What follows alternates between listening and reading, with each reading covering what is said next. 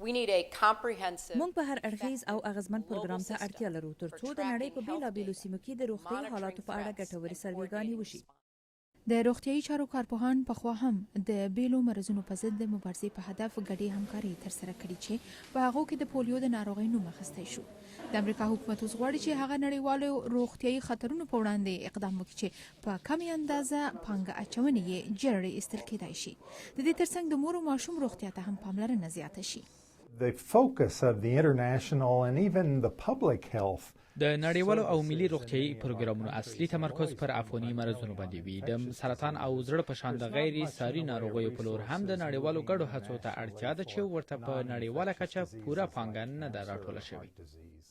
د جورج واشنگټن روغتیايي مرکز څخه ډاکټر پیټر هوټس وايي نړیوال د ناروغیو سره د مبارزې ترڅنګ باید طبي څېړنې چې د دې مرزونو د مخنیوي او په اړه د معلوماتو لاسته راوړلو سبب ګرځي هم له پامه ونه غورځوي. Very important piece that I think is missing. دا نوی ګام به د نړیوالو د روغتیا په وده کې مهم رول ولوبوي. د هغو وسایلو څخه په کار اخیستنې چې ټول ورته همدا اوس لاسرسی لري. میرمن کلینټن وايي امریکا په خپلې هغې ژمنې ولاړه ده چې د ایچ آی وي ایډز سره د مبارزې په برخه کې کړي. د ایډز په وړاندې د مبارزې ځینې فعالین اندېښمن دي چې دغه مرسته د پاملرنې کچه ورځ په ورځ مخ په کمېدو ده. د ایډز نړیوال مشکل اوس هم د نړۍ عاجلو او اضطراري مرزونو په ډله کې حسابېږي. دا مرض له منځه نه دی تللی او له منځه نه ځي. د ایډز مرض سره د مبارزې فعالین وايي که د دې ناروغۍ په ضد بودیجه زیاته نشي نور ماشومان به یتیمان شي او ایډز به یو ځل بیا ټول د بدمرغیو سره مخامخ کړي.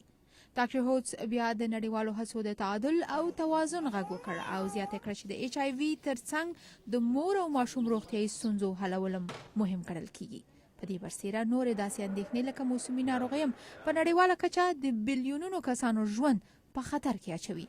ښایسته سعادت لامې د امریکا غږ آشنا تلویزیون، واشنګټن.